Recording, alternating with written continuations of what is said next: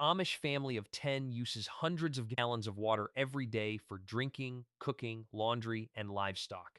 When their well fails, they cannot call the utility company. They cannot turn on a backup tap. Here is exactly what happens during a week without clean water. How Amish water systems actually work. Amish homes are not connected to municipal water systems. They rely entirely on private wells, cisterns, and in some cases, collected rainwater for every drop of water the household uses.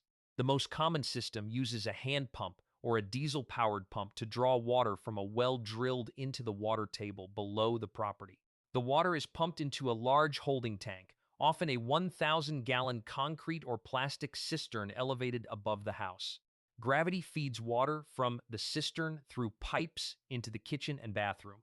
The system works without electricity because the pump runs on diesel and the distribution relies on gravity rather than electric pressure.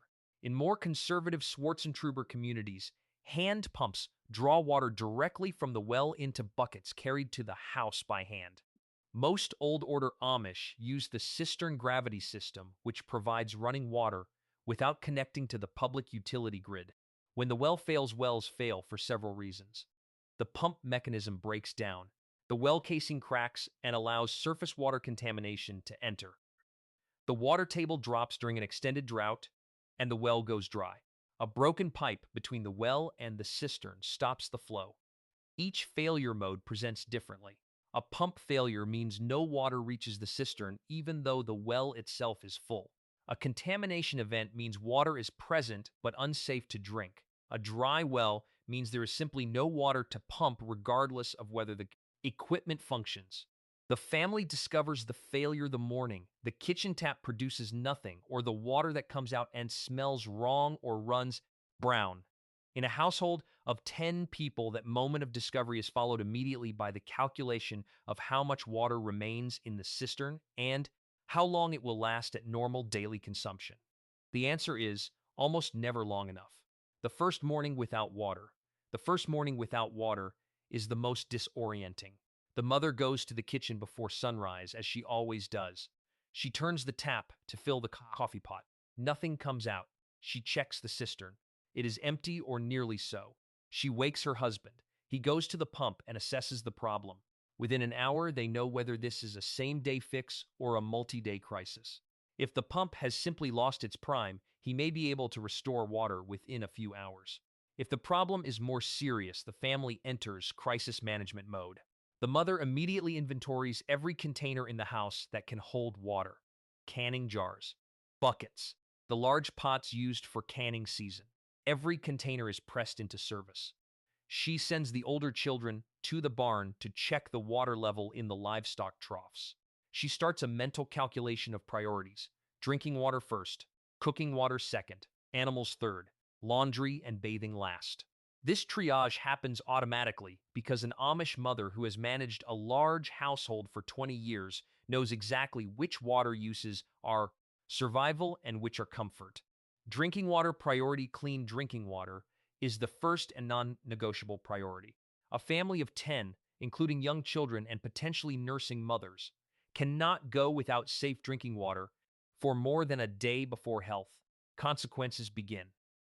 The father hitches the horse to the wagon within hours of discovering the well failure and drives to the nearest neighbor with a functioning well. The Amish community shares water during crises without question and without keeping track. The neighbor fills every container the family brought. The father returns home with enough drinking water for 2 to 3 days. He repeats this trip every 2 days throughout the crisis. Some families have a hand pump backup that can reach the water table even when the primary system fails. This backup pump may not have been used in years, but it is maintained for exactly this situation. Its existence is the difference between a serious inconvenience and a genuine emergency. Families without a backup pump are entirely dependent on neighbor generosity during the crisis period. That generosity is always extended, but the experience of needing it changes how the family thinks about their water system going forward. Cooking without running water. Cooking for 10 people without running water requires a fundamental reorganization of the kitchen routine. Every cooking task that requires water must now be performed with water that was carried into the house in a bucket or jug. The mother adapts by dramatically simplifying her cooking. She shifts away from dishes that require large amounts of water, like soups, stews, and pasta boiled in a full pot. She moves toward dishes that require minimal water. Fried foods cooked in fat rather than water. Bread baked from dough that uses minimal liquid. Eggs from the family's own chickens that require no water to prepare. The cast iron skillets that are always on the wood stove become the primary cooking vessels because they require no water to cook in and only a minimal amount of water to clean afterward. Dishes are washed in a basin with a small amount of heated water shared across multiple washes rather than under running water.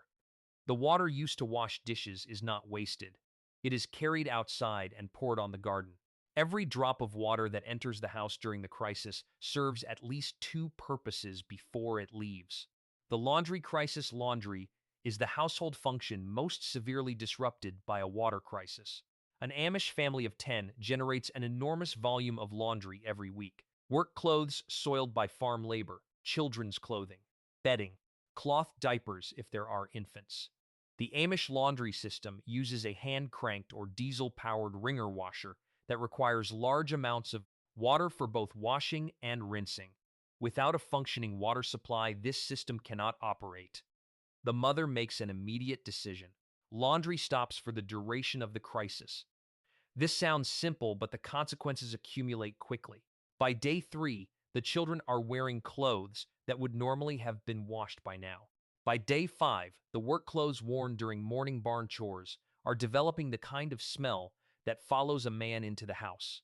The mother manages this by rotating the cleanest remaining clothing carefully, and by spot cleaning the most heavily soiled items with small amounts of water from the drinking supply when the situation demands it. She also contacts neighboring women. In an Amish community, a neighbor with a functioning well may allow the family to bring laundry to their property for washing.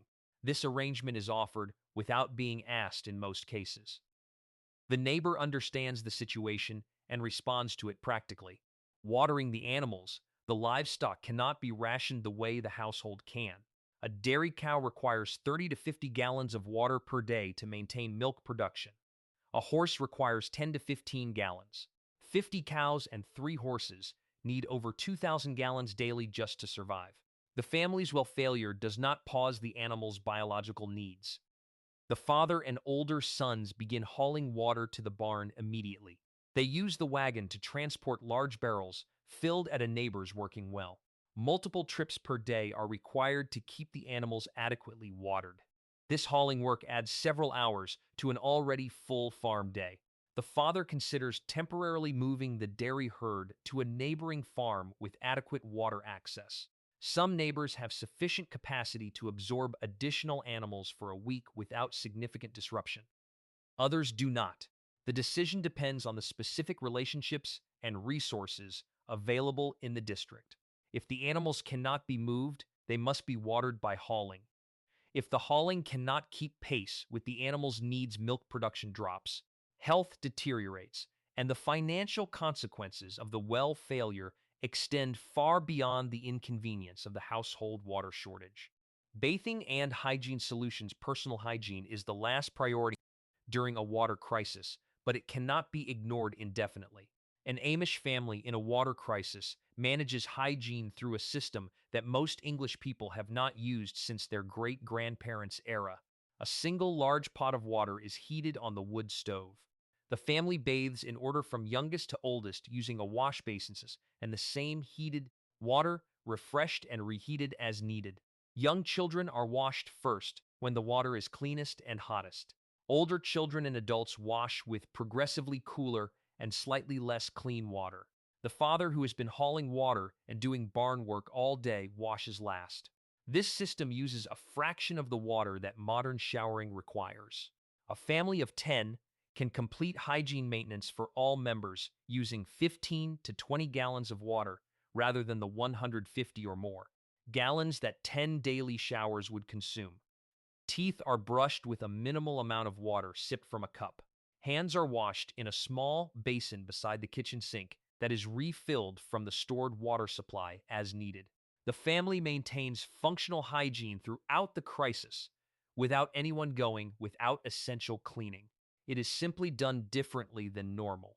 Well repair and community help repairing a failed well is not a task most Amish families can complete entirely on their own. It requires assessment of the specific failure, sourcing of replacement parts, and in some cases, specialized tools or expertise. The father begins the diagnosis immediately.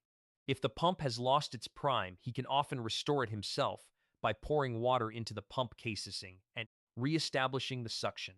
If a pipe has broken, he can repair it if the break is accessible. If the pump motor has failed, he contacts a local non-Amish well service company that the community has used before. The Amish regularly work with English tradespeople for services that require specialized equipment. A well service technician who has worked in Amish communities understands the household situation and responds promptly. The community also mobilizes. Other men in the district with mechanical knowledge come to assess the problem. They bring tools. They offer labor. The communal approach to the repair means that a problem that might take a single English homeowner weeks to resolve through the normal process of calling companies and waiting for appointments is often resolved within 2 to 4 days through the combined knowledge and labor of the community. The cost of parts and any professional service is paid in cash. The labor is provided by neighbors who expect nothing in return except the same help if their own well fails someday. What changes after a week without clean water changes how the family thinks about their water system permanently. The father installs a hand pump backup within weeks of restoring the primary system. He digs a secondary cistern that can store additional water against future failures. He increases the size of the stored water reserve by expanding the cistern capacity.